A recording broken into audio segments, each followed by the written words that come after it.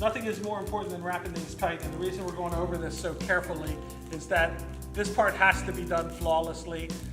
It's not a good thing, but it wouldn't be a horrible thing if maybe an extra cookie was on the plate, or we put more candies than on than we're supposed to, or fewer, less than we were supposed to.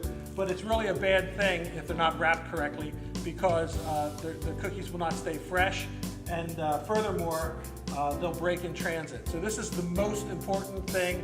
So Glenn and I are going to pull the corners up, and then we're going to collect all of the cellophane as tightly as, and we're going to, as tightly as we can, we're going to wrap it, and we're going to push it all down to get all the air out, or at least as much of the air out as we can. The reason we use the wire tie is so it can be tight and become airtight. So as Glenn grabs that all the way down, Glenn's job is to grab it tightly to the bottom, and my job is to get this as tight as I can, so all the air is out.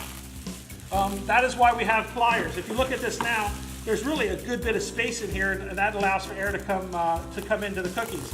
So by pulling this out, it got probably half the size, and maybe even a third the size. But that's a perfect thing.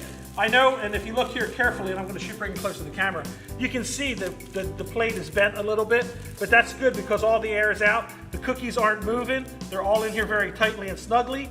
They're not being smashed, but they're not moving around, and it's keeping them from breaking during shipping.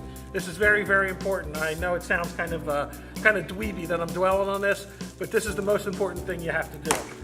So there it is. So that's done. It's tight. It's wrapped very tightly, and it's very secure. So now it's time to move it over here.